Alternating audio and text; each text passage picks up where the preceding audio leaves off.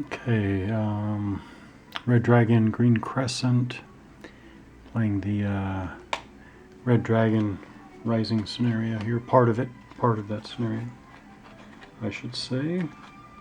Continuing on with my China World Equipment identification cards.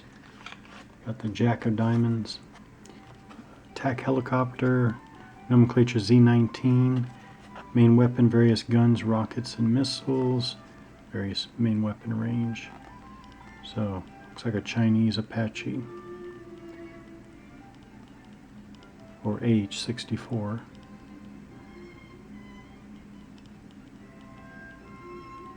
Nice picture though. Nice picture. Now, considering my last combat, or my first combat, alright. This was all goofed up, but I'm not going to change anything, just going to move on forward. It's great to explore the game. So right here, so what I had is I think I had 3 unit J8, Chinese J8 aircraft units. If I remember correctly, I had them do a airstrike on Taiwan. The deal is the U.S. SAG, Surface Action Group, has its anti-air value of 4.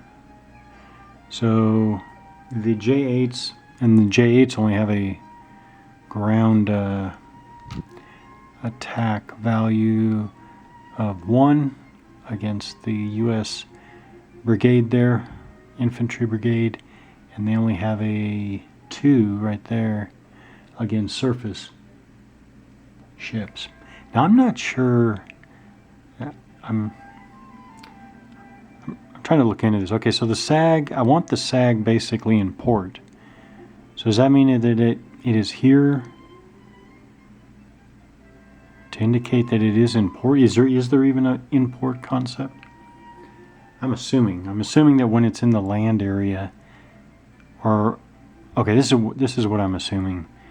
The Surface Action Group, Surface Naval obviously, can occupy the land area if the land area is a base area, which I'm assuming.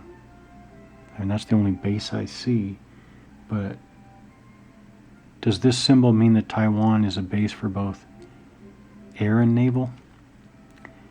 But I want it in the port there, so I'm, that's what I'm assuming.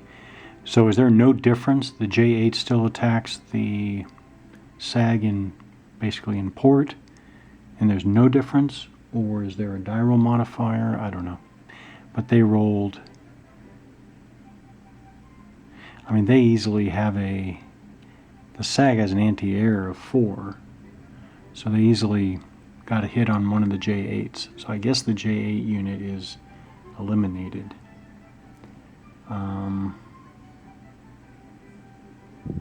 guessing. Okay, and when I was done with that combat, I was like, where are the Taiwanese? Of course, I knew I didn't finish setting up. I knew I started playing halfway through the setup. But obviously, okay, they're Taiwanese forces, obviously. So they have 3 of these core, which are shown as armored recon. Not exactly sure. And they have an anti-air value of 2, by the way. I assume that's supposed to represent integrated anti-air or air and missile defense units, I'm guessing. They have a anti-ground value of 4. Okay. Interesting. But 3 core, they also have reduced sides. Okay, so I'm going to put them here. So I was going to stack them with the American unit, and then I'm thinking there's no difference here, right? Taiwanese forces are considered to be allies with the U.S., in which case the units are interchangeable? I don't know. Still looking for that. But basically Taiwan's going to be completely covered. They have an F-16 unit, 1 that I found anyways. I may have missed in the counter mix, but I guess this is a game where I should print out a copy of the counter sheets. I found one F-16 unit for Taiwan, so base that there. And they have one SAG and one SS submarine.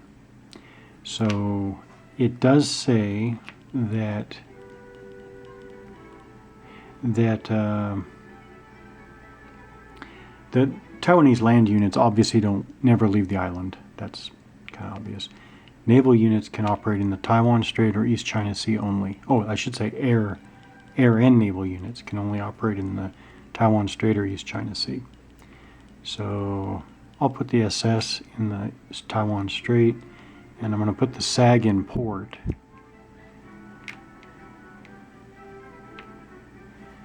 There. So there are the Taiwanese forces. That would have made all the difference. Never would have launched. If I had the Taiwanese forces there to start with, I never would have launched as my first op, the air attack against Taiwan. Okay. So now we go to I'm assuming we go to the U.S. action or op. Actually the second player has random event 2. Second player random event pre-check. Oh, I'm forgetting. I'm supposed to roll the die first and only, okay. An event is on a 1 or a 2. I did that wrong last time. I think I automatically rolled for an event. No, you got to check, and that is on a roll of 1 or 2. There we go. So rolled a 1 for the Americans. Now we roll for an event. 2 and a 1. 21 or 2-1. Random event. 2-1.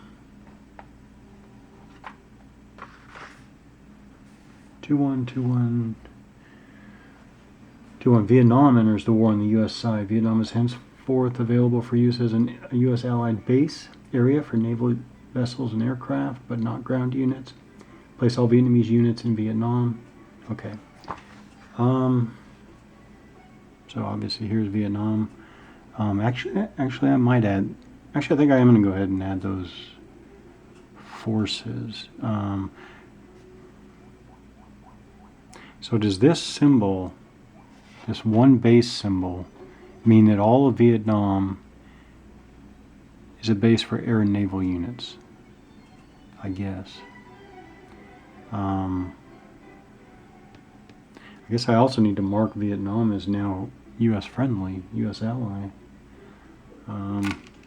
Okay, I'll do that. And then I was going to, my op was to, I was thinking about putting a force to sea, but then I think I changed my mind and said I'm going to do movement. Yeah, I know what I was going to do. I was going to do naval movement.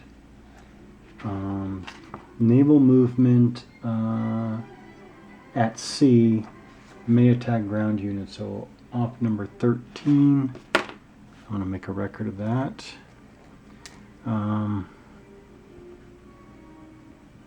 Okay, op 13. So I wanted to move this USSN down here that's in the South Philippine Sea. I'm assuming that it goes over here because there's no block from here all the way over to here. This is all the same water area. It's just south of Mindanao. So I'm assuming that even though I had the piece here, it's really still over there in the same area. So I'm assuming you can go up here to Palawan Passage. And I'm assuming Palawan Passage is all of this here. It just has a... See, how would you... Well, you have the boundary there. Well, anyways, I'm assuming it goes from here, which is South Philippine Sea, through Palawan Passage, like that. So I assume that that's naval, move naval unit at sea, may attack ground units, is what they call it. Op number 13. So really interesting. I know that the next op for the Chinese is they're going to put a naval force to sea. So that is move naval units from base. So I think they can go from this base into the South China Sea. So that's what I'll be doing for the next China op.